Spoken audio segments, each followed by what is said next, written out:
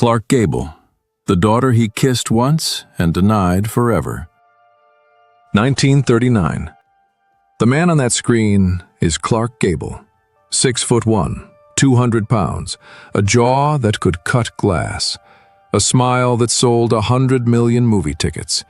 He is playing Rhett Butler in Gone with the Wind, the most famous role in the history of cinema. There is a scene in that film. Rhett Butler holds his little daughter, Bonnie Blue, in his arms. He looks at her, and he says he loves her more than anything in the world. Audiences wept. Critics called it the greatest love a father could show on screen. And here is what nobody in that theater knew.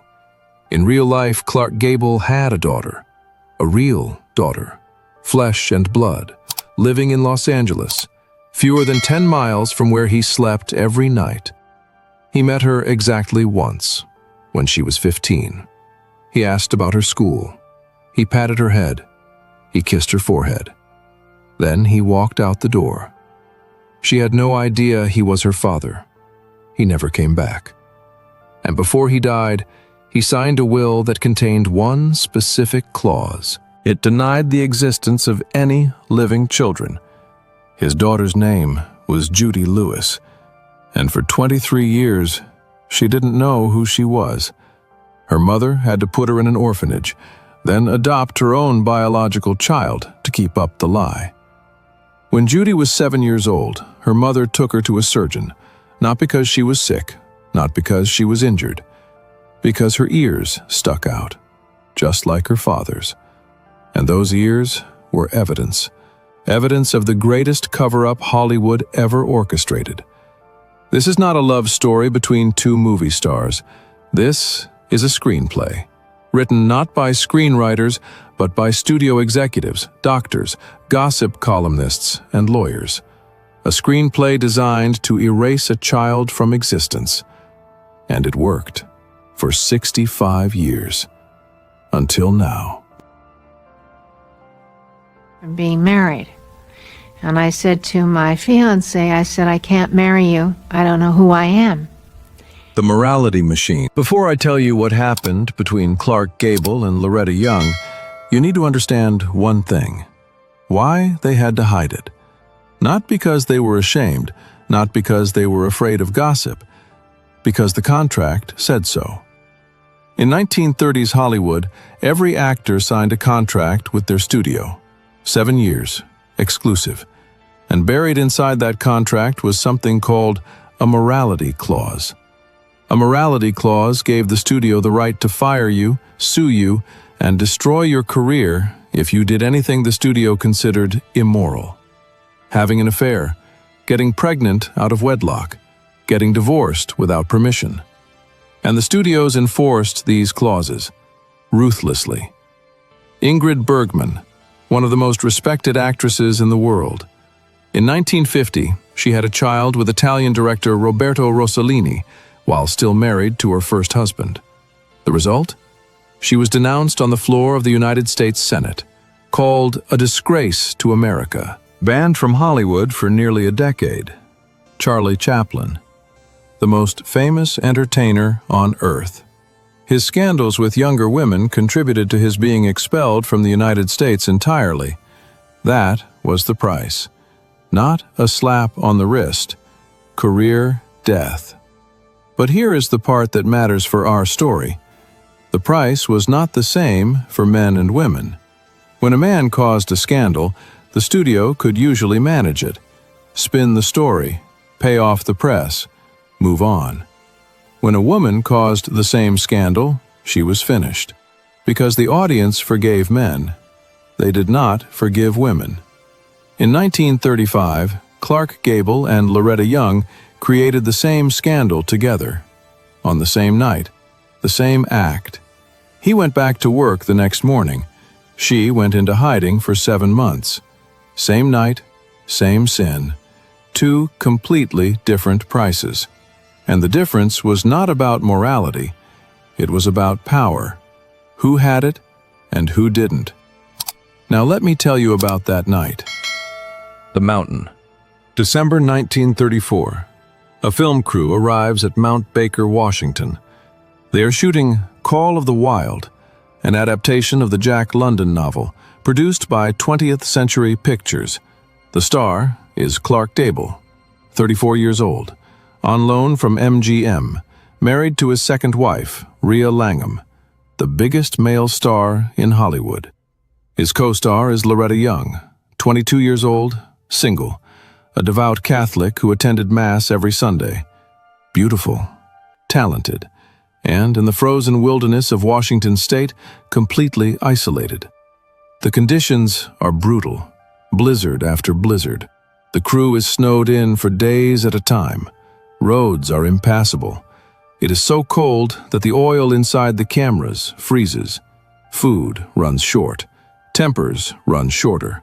Director William Wellman and Gable nearly come to blows on set.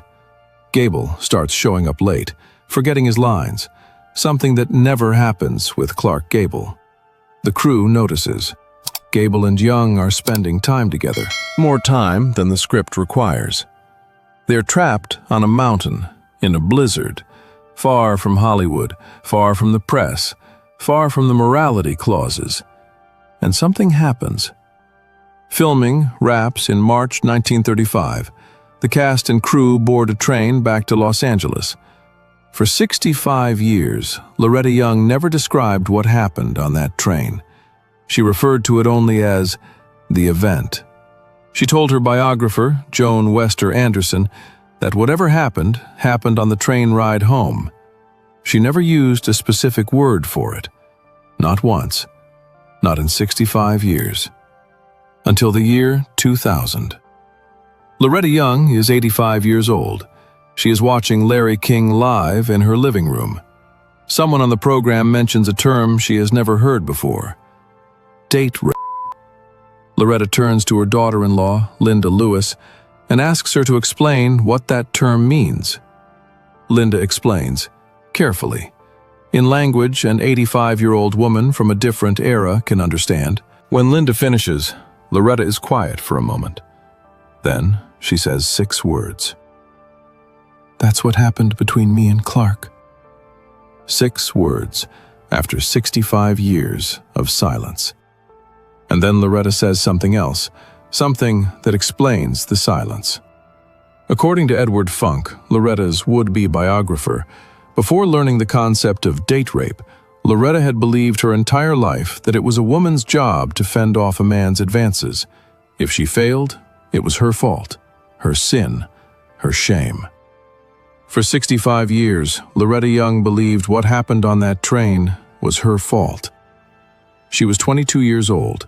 She was alone on a train with the most powerful actor in Hollywood. And for 65 years, she blamed herself. A few weeks after the train, Loretta discovers she is pregnant. Clark Gable is told. And now, both of them face an impossible equation. Loretta is a devout Catholic. Abortion is not an option. It's not even a thought. It goes against everything she believes. But keeping the baby publicly means the morality clause. Career destruction for both of them. Gable is married. An extramarital pregnancy would end him. Loretta cannot keep the baby, cannot give up the baby, cannot tell the truth. So the machine starts running. The cover-up. What happens next is not the action of one desperate woman. It is a coordinated operation, involving Loretta's mother Gladys, her sisters, her doctor, studio publicists, and gossip columnists who functioned as the publicity arm of the Hollywood machine. This is how you hide a pregnancy in 1935. Phase 1. Appearances. Loretta keeps working. She finishes 2 more films before she starts showing. She makes public appearances, carefully timed to prove she is thin and healthy. April 21st. She attends a wedding for director Tay Garnett, smiling, photographed. May 6th. She hosts a tea for the press in her own backyard, standing, smiling, making sure every reporter can see her figure. A profile in Movie Classic magazine calls her the most tired little person in Hollywood. The cover story is exhaustion from overwork, not pregnancy. But Loretta is careful. She appears just enough so no one suspects, but not so often that someone notices a change. Phase 2. The disappearance. June 29, 1935. Loretta and her mother Gladys board a ship for Europe. The newspapers cover it as a vacation. They report her active social calendar abroad, lunches with countesses, dinners with diplomats. When they return home on August 21st, Gladys tells reporters that Loretta has been in ill health. She has lost considerable weight, the opposite of what actually happened. Dr. Halloran, Loretta's physician, orders her to refrain from motion picture work for at least 2 months. The illness is never disclosed. But in 1935, when a condition is described as of an extremely delicate nature, everyone knows that is code for something gynecological, and nobody asks follow-up questions. Phase 3. The hiding. Loretta moves into a small cottage in Venice, California, far from Hollywood, far from anyone who might recognize her. She is effectively imprisoned. Her best friend, Josie Wayne, wife of John Wayne, comes to visit.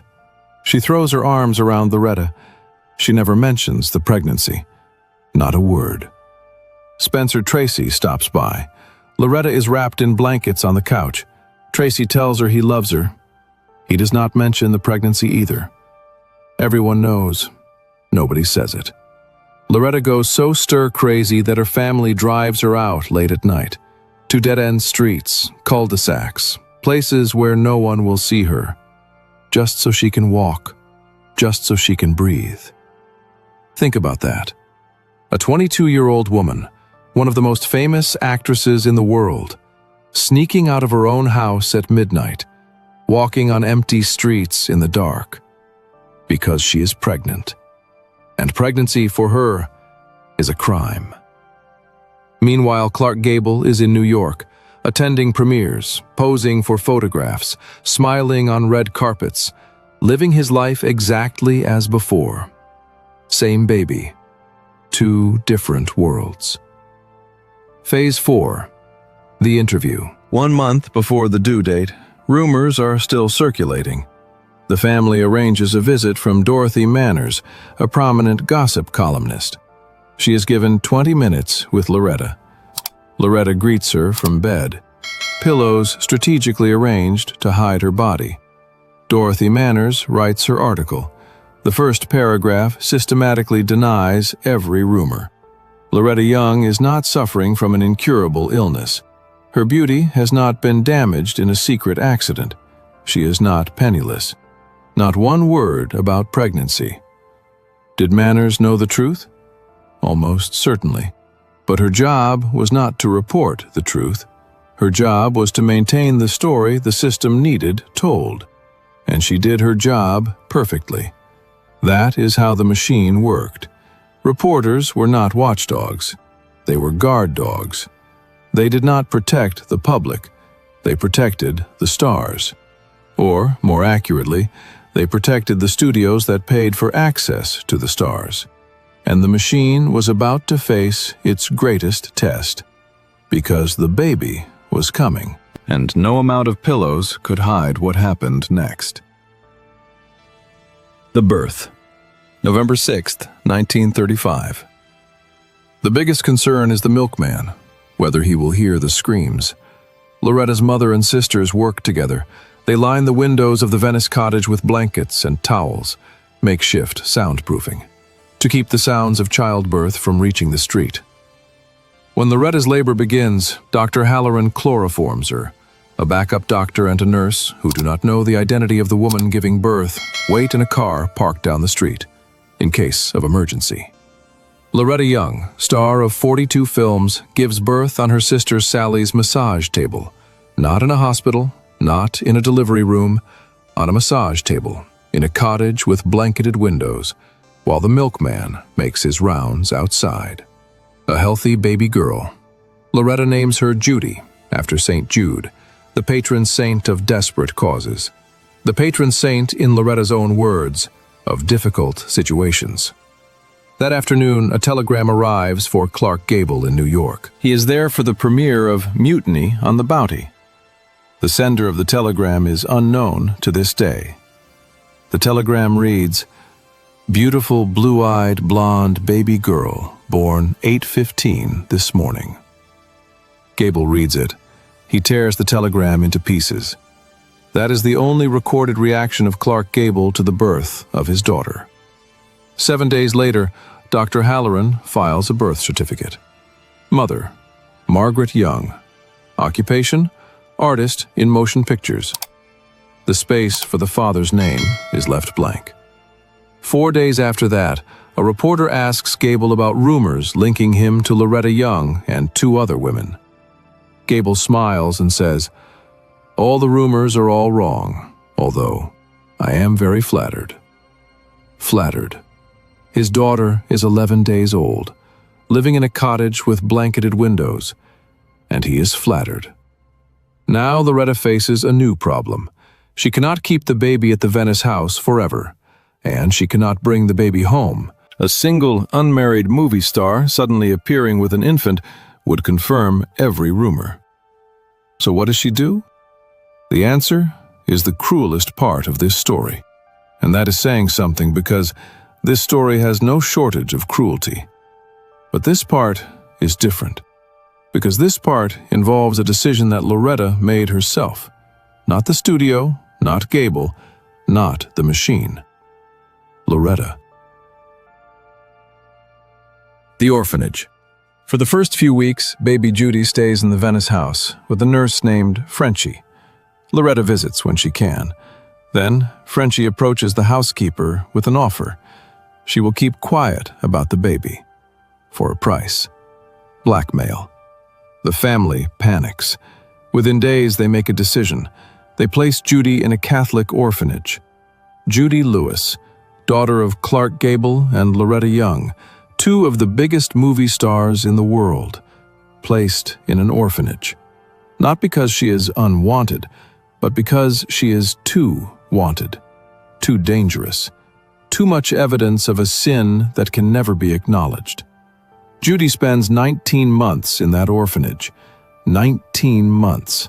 An infant, then a toddler, growing up among strangers, while her mother makes films and attends premieres and smiles for photographers.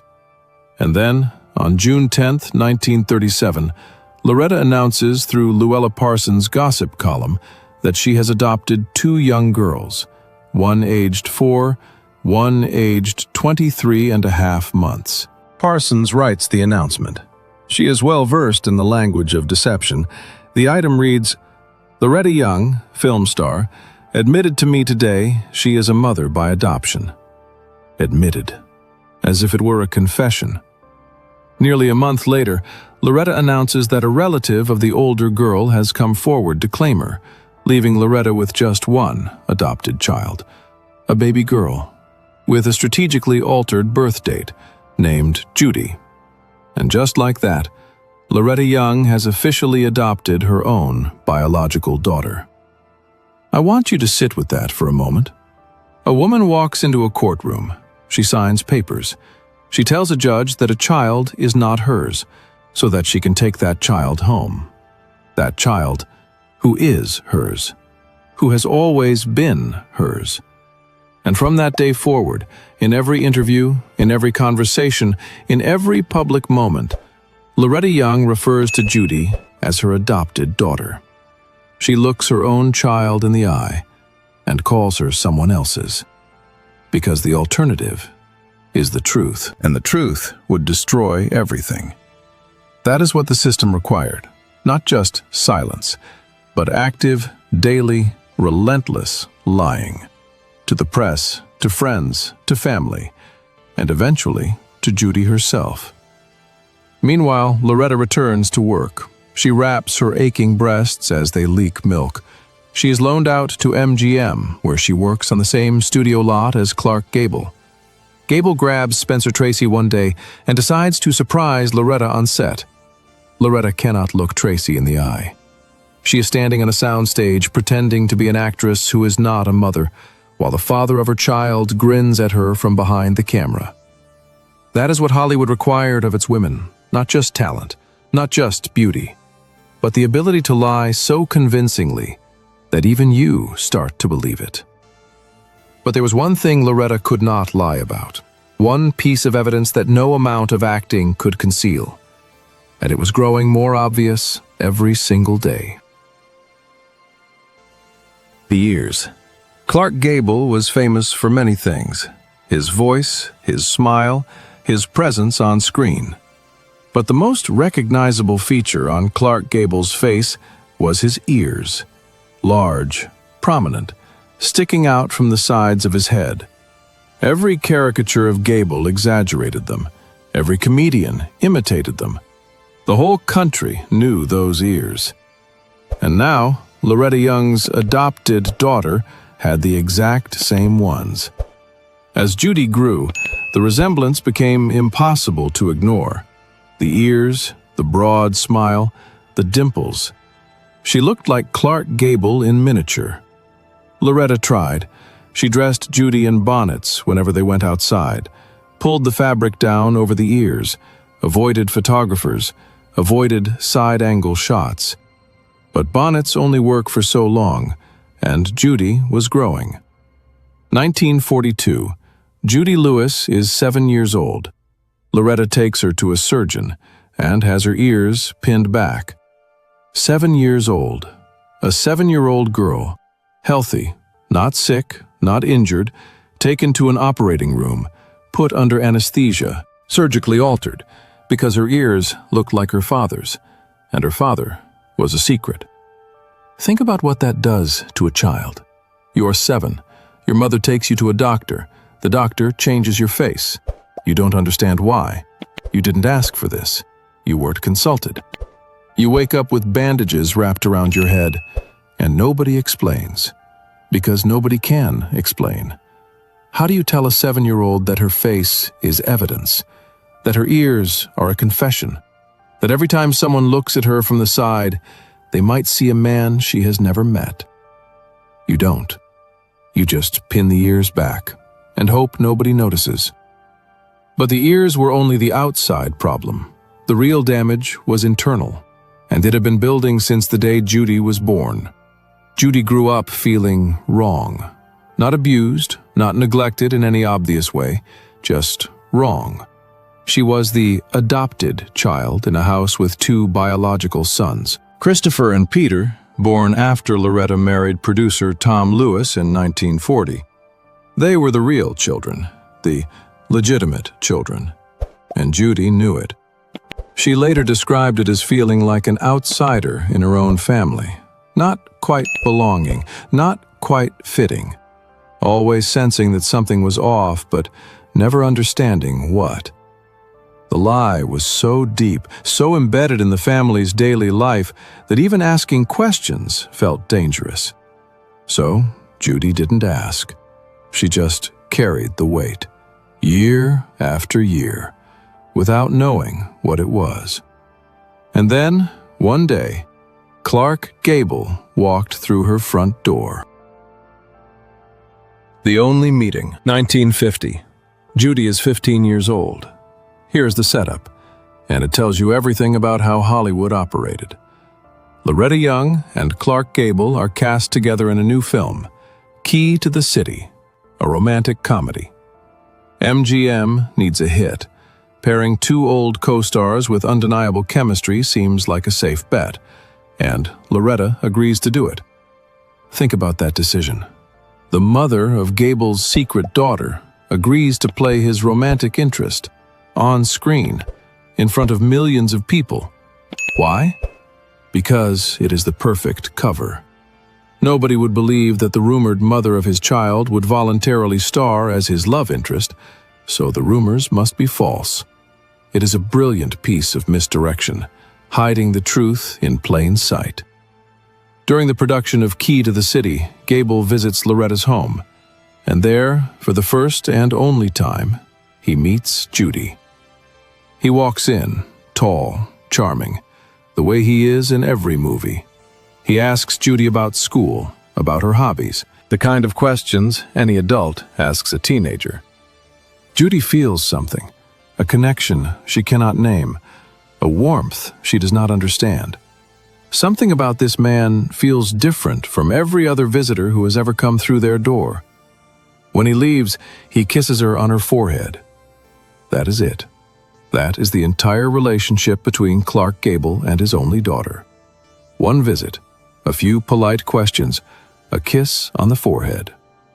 Judy does not know he is her father. She will not learn that fact for another 8 years. But here is the detail that makes this unbearable. Loretta had opened a bank account for Judy shortly after she was born. The purpose was simple, a place where Gable could deposit money, contribute to his daughter's care, even anonymously. The account remained empty. From the day it was opened until the day Judy learned the truth, Clark Gable never deposited a single dollar. And here is one more detail, because I think you need to hear it. In multiple interviews throughout his life, Clark Gable told reporters that his greatest regret was that he never had children.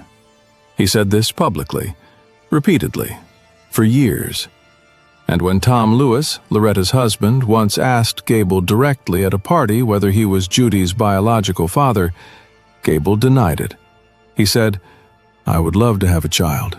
Do you think I would let anyone else bring up my only child?" But that is precisely what he did. Tom Lewis was raising his only child, and Clark Gable knew it. Judy Lewis grew up loving Clark Gable's movies. She loved Gone with the Wind. She loved the scene where Rhett Butler holds Bonnie Blue. She even became friends with Cammie King Conlon, the child actress who played Bonnie Blue in the film. Judy befriended her father's fictional daughter because she never got to be his real one. She did not know that yet, but she would, soon. And when the truth came, it would arrive in the most ordinary way imaginable. The night before the wedding, 1958. Judy Lewis is 23 years old. She is engaged to Joseph Tinney. The wedding is days away. Invitations sent, dress fitted, everything planned.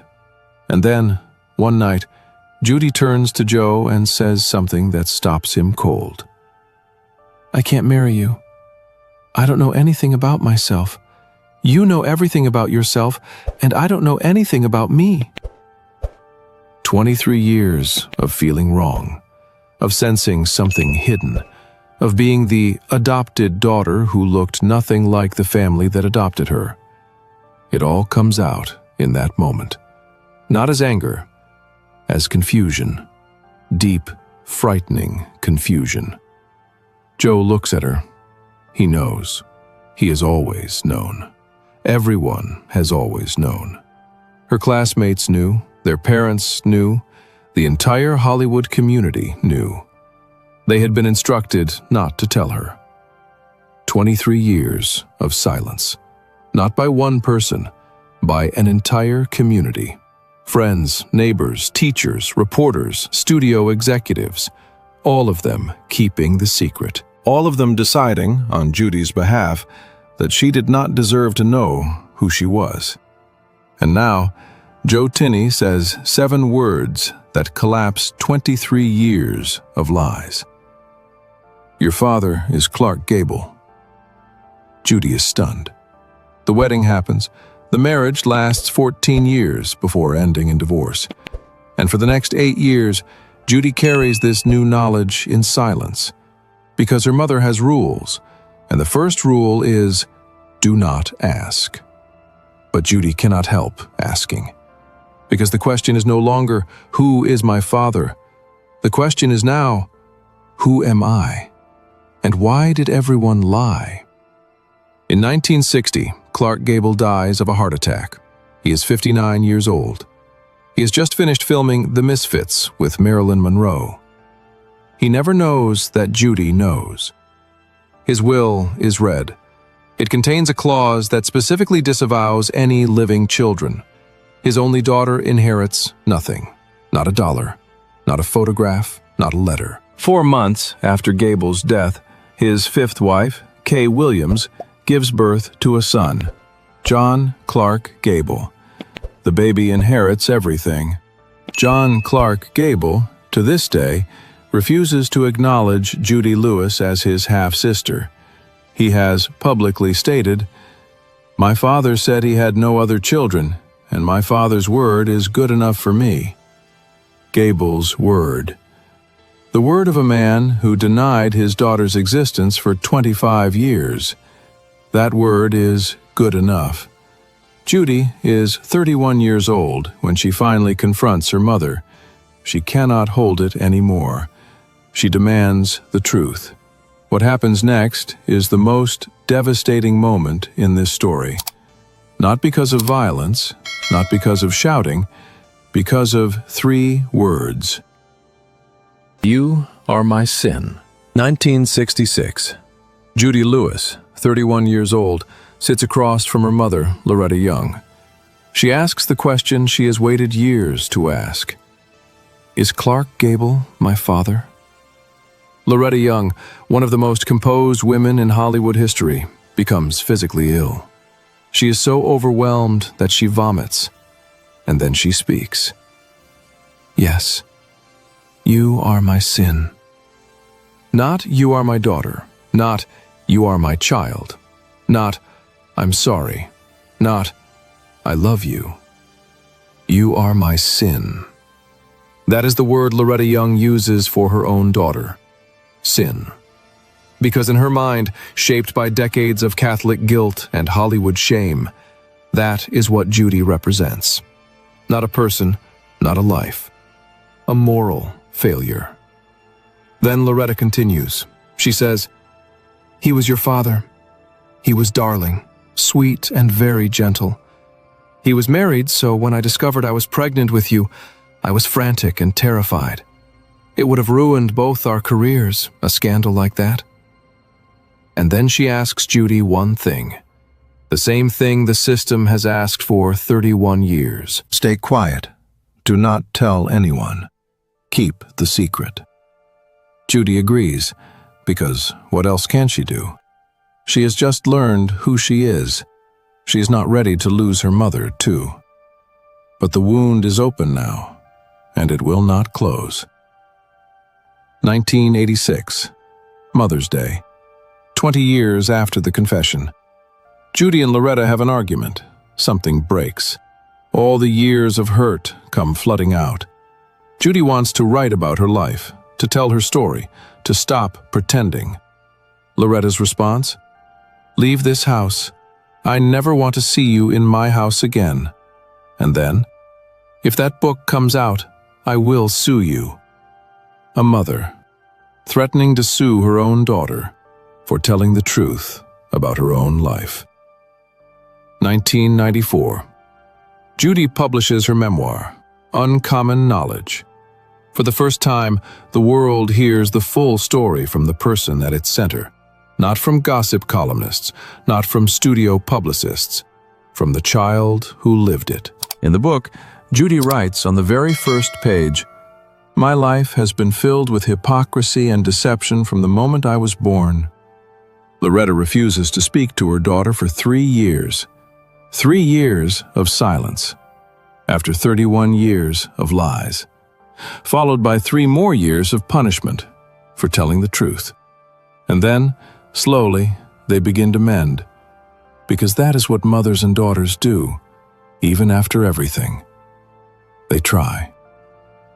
August 12th, 2000.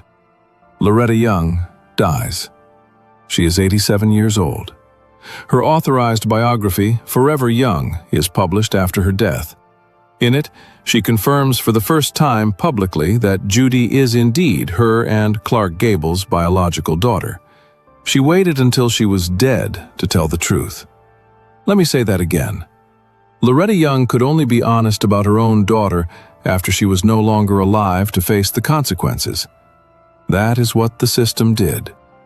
It made a woman so afraid of the truth that she took it to her grave. Literally. November 25th, 2011. Judy Lewis dies of cancer. She is 76 years old.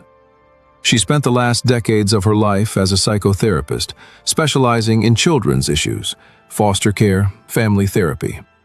A woman who spent her childhood not knowing who she was, who spent her adulthood trying to understand why, who then dedicated her career to helping other children who felt lost, abandoned, and confused by the adults who were supposed to protect them. She became what she needed and never had. That is not a footnote. That is the entire point. The reversal. Now, I want to ask you something that might be uncomfortable. Who is the villain in this story? The obvious answer is Clark Gable, the man who never acknowledged his daughter, never contributed a cent, signed a will erasing her, and told the press his biggest regret was never having children while his only child lived 10 miles away. And yes, that is true. All of it. But I want you to look at this story from another angle, because the truth is more complicated than one villain. Loretta Young was a victim of Gable, of the studio system, of a culture that punished women for the sins men committed equally. But Loretta Young was also the person who put her daughter in an orphanage for 19 months, who surgically altered her 7-year-old's ears, who called her daughter my sin, who threatened to sue her for telling her own story, who refused to speak to her for 3 years. Loretta repeated the exact pattern that was used against her. She was silenced by the system. And then she silenced her daughter. She was controlled by the studios. And then she controlled Judy. She was told to lie. And then she made Judy live inside that lie. I'm not saying this to condemn Loretta. I'm saying it because it reveals something important about what happens when pain is not addressed. Pain that is never healed does not disappear. It transfers from one generation to the next, from mother to daughter, from the person who was harmed to the person they have power over. Loretta Young was not a bad mother. She loved Judy, in her own way, in the only way she knew how. But her love was wrapped in so many layers of fear and shame and religious guilt that by the time it reached Judy, it felt like rejection. And that is perhaps the deepest tragedy of this story. Not that Judy was unloved, but that she was loved badly, by a mother who was too damaged by what happened to her to love anyone cleanly. Clark Gable walked away. That is simple to understand, simple to condemn. But Loretta stayed. She raised Judy. She kept her. And in staying, she inflicted a different kind of harm. The harm of proximity without honesty. The harm of being right there every day and still being unreachable. So when Loretta said, "You are my sin," she was not just talking about Judy. She was talking about herself. About the shame she carried for 65 years. About the night on the train that she could never name until she was 85 years old. Judy was not Loretta's sin. Judy was the evidence of Loretta's pain. And Loretta spent her whole life trying to hide the evidence, not realizing that the evidence was a person who needed a mother, not a cover story. That is what unchecked power and unaddressed trauma produce. Not just one victim, a chain of them. The real screenplay. Clark Gable died in 1960. He was 59 years old. He is buried at Forest Lawn Memorial Park in Los Angeles, next to Carol Lombard, his third wife, the one he truly loved. The one who died in a plane crash in 1942. His headstone says nothing about being a father, because officially, he was not one when he died. His posthumous son, John Clark, was born 4 months later. Loretta Young died in 2000. She was 87. She received an Academy Award, a Golden Globe, and spent decades as one of television's most beloved figures, a devout Catholic, a champion of orphanages and women's charities. The irony of that last part should not be lost on anyone. Judy Lewis died in 2011. She was 76. 3 lives, spanning nearly the entire 20th century, connected by one night on a train, and separated by 65 years of silence. Now, when someone asks what Clark Gable's legacy is, the answer is always the same: Gone with the Wind. Academy Awards. Frankly, my dear, I don't give a damn. The King of Hollywood. But I think his real legacy is different. His real legacy is a birth certificate with a blank space where a father's name should be. His real legacy is a bank account opened for a child that never received a deposit. His real legacy is a will that denied his daughter's existence. His real legacy is a woman named Judy Lewis, who spent 76 years trying to answer a question that most people answer before they can walk. Who am I? And Loretta Young's legacy? Not the Oscar, not the television show, not the Catholic charity work. Her legacy is the moment she looked at her 31-year-old daughter and said, "You are my sin," and the 6 decades of fear and shame that made those words feel to her like the only possible truth. Both of them, Gable and Young, were trapped by a system that valued reputation over reality, image over truth, careers over children. But only one of them had to live with the child. Only one of them had to look that child in the eye every single day and pretend. And that one was not the King of Hollywood. That one was the 22-year-old Catholic girl from Salt Lake City who made a mistake she could never take back and could never talk about. So the next time you watch Gone with the Wind, when Rhett Butler picks up Bonnie Blue and says he loves her more than life itself, remember, that was acting. In real life, Clark Gable had a daughter. He met her once, kissed her forehead, and walked away. The greatest screenplay Hollywood ever produced was not Gone with the Wind. It was the 65-year lie that erased Judy Lewis from her own life. And now you know. Remember her.